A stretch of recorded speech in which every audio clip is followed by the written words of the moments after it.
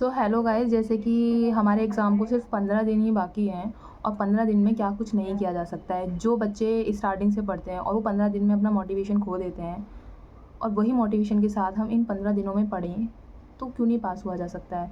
तो इसी माइंडसेट के साथ मैंने डिसाइड किया है क्यों ना कंसिस्टेंट वे में रहने के लिए हम अपने वीक्स को तोड़ें और उन टूटे हुए जो भी हम पार्ट्स बना रहे हैं उसमें कंसिस्टेंट वे में पढ़ाई करें।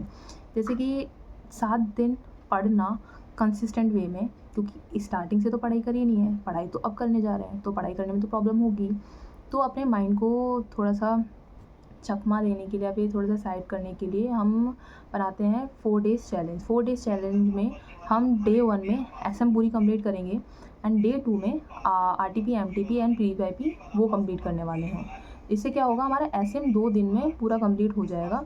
पूरा कंप्लीट इस सेंस में होगा कि हमें पूरी जो बुक है उसका कंटेंट पता होगा कि हाँ कि इस टॉपिक में क्या बोला था। और जैसे कि आप जो लोग कॉर्पोरेट स्ट्रैटेजी है और फंक्शनल लेवल स्ट्रैटेजी है, इसमें हमें कंटेंट पता होगा कि इसमें क्या क्या था।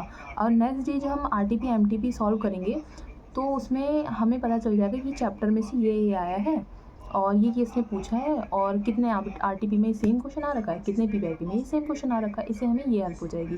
अब डे 2 मतलब दोनों दिनों में हमारा एसएम का सिलेबस होल कंप्लीट, मतलब 50 मार्क्स का कंटेंट हमने याद नहीं किया है लेकिन पता है कौन सा कहाँ पे है, तो ये कंप्लीट हो जाएगा। टेंशन फ्री हो जाएगी कि हाँ हमने पढ़ लिया है। डे 3 एंड डे 4 में हम मूव करते हैं ऑडिट की तरफ, क्योंकि ये भी थ्योरेटिकल सब्जेक्ट है और इसमें भी मार्क्स गेन करना इज़ वेरी हार्ड बिकॉज मेरे ऑलरेडी अटैम्प्ट लग चुके हैं ऑफ कोर्स ऑडिट की वजह से।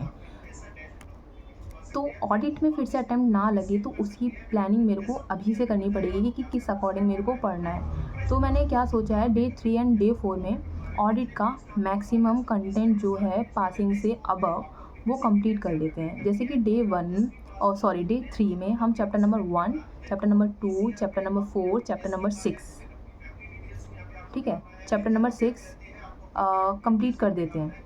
ठीक है, पढ़ के कंप्लीट कर देते हैं, क्योंकि इसमें कितना कंटेंट आता है, देखो पूरा दिन है मेरे पास।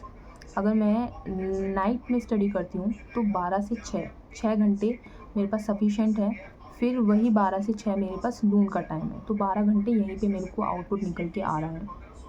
ठीक है, और रात का टाइम मतलब 6 6 12 और रात का टाइम कुछ कर लो, मतलब 12 to 13 आवर्स नॉर्मली है मेरे पास है पढ़ने के लिए। अगर कोई भी इंसान रात में पढ़ रहा है, अगर दिन में पढ़ रहा है तो दिन में भी वो अपने अकॉर्डिंग देख ले कि कितना टाइम उसके पास निकल रहा है। क्योंकि दिन में क्या होता है कि दिमाग इधर उधर ज़्यादा बिजी हो जाता है, ये करना है वो करना है, तो उन सब से निकल के मैं रात में ज़्यादा प्रीफर करूँगी कि मैं तो रात में पढ़ने वाली हूँ, क्योंकि रात में कोई डिस्टर्ब नहीं करेगा। और लाइब्रेरी अगर ज्वाइन करी होती तो अलग बात थी, लाइब्रेरी नहीं ज्वाइन करी है बिकॉज़ लाइब्रेरी आने जाने में फिर टाइम वेस्ट होगा और थकान होगी, वहाँ से आने के बाद और पढ़ने का बहुत सारी प्रॉब्लम्स है। तो लाइब्रेरी अभी फ़िलहाल के लिए क्वाइट है, क्योंकि 15 डेज़ है, यहाँ पे पढ़ाई होगी सो होगी, वरना सीताराम।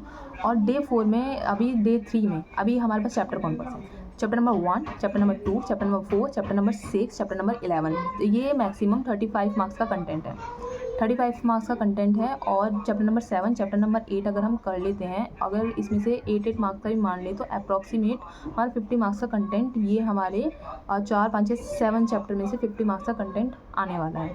अगर 50 मार्क्स का कंटेंट हम कर लेते हैं इन 2 दिनों में, तो बाकी के दिनों में तो ये अच्छे से याद हो ही सकता है, तो मतलब पास से कोई रोक नहीं सकता है। तो डे 3 एंड डे 4 ऑडिट के लिए हम अलोकेट कर देते हैं। सो ऐसे करते हैं, अभी फ़िलहाल के लिए हम ये 4 डेज़ का चैलेंज एक्सेप्ट करते हैं। और 4 डेज़ और मैं डेली आपको क्या है अपडेट देती रहूँगी कि ये कंप्लीट हुआ नहीं हुआ, आगे क्या करने वाली हो। और ये जो ऑडिट है ना, ऑडिट के लिए टीचर है सक्षम जैन सर, यूट्यूब पे वीडियो मिल जाएगी, उन्होंने बहुत बेस्ट सीरीज़ निकाल रखी है। मैंने नहीं देखा कि कोई इतना सपोर्टिव टीचर होगा, मतलब फ्री में इतना अच्छा कंटेंट है यूट्यूब पे, आप जाके देख सकते हो। और बताना मेरे को कि वो सर कैसे लगे, और सर को भी कमेंट में बताना कि सर आप बहुत अच्छे हो। ठीक है, let's do it together. 4 days challenge, let's accept it. फिर मिलते हैं आगे आपसे आगे वीडियो में। Hope so, bye bye.